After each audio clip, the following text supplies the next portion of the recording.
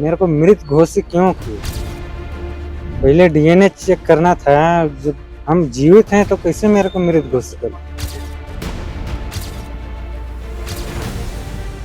अब मेरा साथी लोग हैं, उन लोग अंदर क्यों सड़ रहे हैं? छत्तीसगढ़ पुलिस का एक ऐसा कारनामा सामने आया है जिसके बाद आप भी अपना सर पकड़ लेंगे।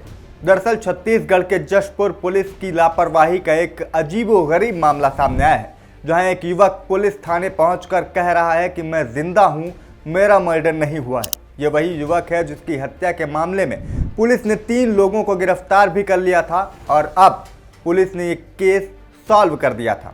लेकिन जब युवक खुद थाने आकर कह रहा है कि मेरा मर्डर नहीं हुआ है, मैं जिंदा हूं, तो सवाल उठता है कि आखिर छत्तीसगढ़ पुलिस ने यह केस सॉल्व कैसे किया? उन 3 लोगों को किस आधार पर गिरफ्तार किया गया और जिसकी जली लाश मिली थी, आखिर वो कौन था? इन तमाम सवालों के जवाब आपको हम इस वीडियो में देंगे, तो इस वीडियो को आखिर तक जरूर देखिएगा। नमस्कार, मेरा नाम शिवम द्विवेदी है और आप देख रहे हैं IBC 24 डिजिटल। पूरा मामला छत्तीसगढ़ के जशपुर जिले के सिटोंगा गांव का है, जहां 61 दिन पहले 22 अक्टूबर को सिटी कोतवाली थाना क्षेत्र के पुरना नगर बाला छापर के बीच स्थित तुरी टोंगरी जंगल में एक युवक की जली लाश मिली थी। शव एक गड्ढे में पड़ा था और उसका चेहरा सहित शरीर का अधिकांश हिस्सा जला हुआ था। घटना की सूचना जब पुलिस के पास पहुंची तो पुलिस ने मौके पर पहुंचकर पंचनामा किया और घटना स्थल का निरीक्षण करने के बाद मर्ग कायम किया। शव का पोस्टमार्टम कराया गया। पोस्टमार्टम रिपोर्ट में मौत की वजह हत्या बताई गई, जिसके बाद BNS की धारा 103(1) और 238 का के तहत पुलिस ने मामला दर्ज कर जांच शुरू की।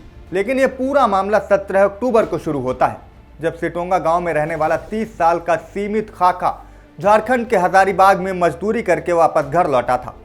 सीमित अपने साथियों रामजीत राम, वीरेंद्र राम और एक नाबालिग के साथ बस से उतरा और सभी बांकी टोली स्थित बांकी नदी पुलिया के पास पहुंचे, जहां शराब पीने के दौरान कमीशन राशि को लेकर उन सभी के बीच विवाद हो गया।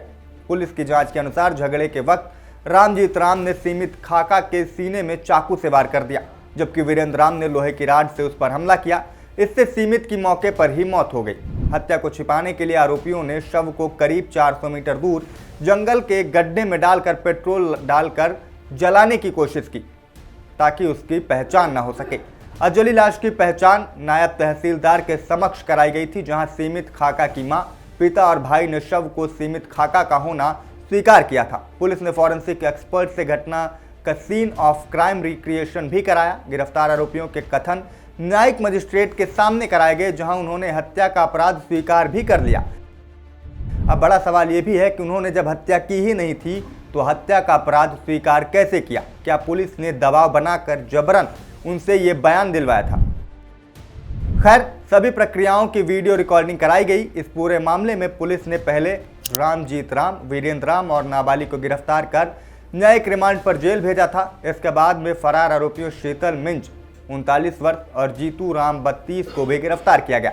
आरोपियों के खिलाफ BNS की धारा 103(1), 238 का 61(2) और लूट की धारा 127(1), 309(4), 298, 351(2) और 3(5) के तहत मामला दर्ज किया गया, जिन्हें कोर्ट में पेश करने के बाद उन्हें भी जेल भेज दिया गया। लेकिन इस पूरी कहानी में ट्विस्ट तब आता है जब सीमित खाका खुद पुलिस स्टेशन पहुंचता है और कहता है कि मैं जिंदा हूं, मेरा मर्डर नहीं हुआ है। जी हाँ, ये वही सीमित खाका है जिसको पुलिस वालों ने मृत घोषित कर दिया। पूरे मामले की जांच की, आरोपियों को गिरफ्तार किया, न्यायालय में पेश किया, उनके कथन कराए और फिर उन्हें जेल भेज दिया गया। और अब वही सीमित खाका पुलिस थाने में आकर पुलिस वालों के सामने कह रहा है कि मैं जिंदा हूं, मेरा मर्डर नहीं हुआ है। आपको बता दें कि इसकी हत्या का आरोप 3 लोगों को गिरफ्तार भी किया था और अब वही सीमित खाका जिंदा होकर वापस लौटता है। ग्राम पंचायत सिटोंगा के सरपंच कल्पना खलखो के साथ सिटी कोतवाली थाने पहुंचता है। सरपंच कल्पना खलखो ने बताया कि सीमित झारखंड से आने वाली बस से उतरा और सिटोंगा जाने के लिए ऑटो में बैठा था। ऑटो चालक सीमित को पहचानता था। उसी ने फोन कर सूचना दी थी कि जिस युवक की हत्या के आरोप में लोग जेल में हैं, वही युवक जिंदा ऑटो में बैठा हुआ है। इसके बाद सीमित को सीधे थाने लाया गया। इस दौरान सीमित खाका ने पुलिस को बताया कि वह रोजगार की तलाश में झारखंड गया था। रांची पहुंचने के बाद वह अपने साथियों से अलग हो गया।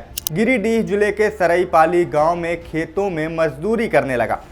सीमित खाका ने बताया कि उसके पास मोबाइल नहीं था, जिसके कारण वह अपने परिजनों या गांव के लोगों से संपर्क नहीं कर सका था। वह क्रिसमस मनाने के लिए घर लौट रहा था तभी उसे इस मामले की जानकारी सामने आई और उसे तब पता चला कि उसका मर्डर हो चुका है। उसने बताया कि उसे मर्डर के बारे में पहले कोई जानकारी थी ही नहीं और अब आरोपियों की रिहाई के लिए कानूनी प्रक्रिया अपनाई जा रही है।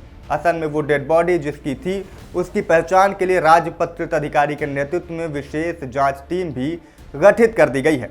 लेकिन फिलहाल ये पूरा मामला छत्तीसगढ़ सहित पूरे देश में चर्चा में बना हुआ है और छत्तीसगढ़ पुलिस की कार्यप्रणाली पर एक बड़ा सवाल खड़ा हो गया है। सवाल ये कि कैसे उन्होंने एक जिंदा शख्स को मृत बता दिया, कैसे एक जिंदा शख्स के मर्डर के आरोप में 3 लोगों को गिरफ्तार किया, किस तरीके से जांच की और किस तरीके से उन्हें जेल भेज दिया गया। सबसे बड़ा सवाल यह है कि उन 3 लोगों ने अपने साथी की हत्या का जुर्म भी न्यायालय के सामने स्वीकार कर लिया था। इसके बाद ये सवाल भी उठ रहे हैं कि क्या इसमें भी जशपुर पुलिस ने जबरदस्ती की थी। क्या कहेंगे इस पूरे मामले पर कमेंट करके हमें ज़रूर बताइएगा और बाकी तमाम खबरों से अपडेट रहने के लिए देखते रहिएगा IBC 24 डिजिटल।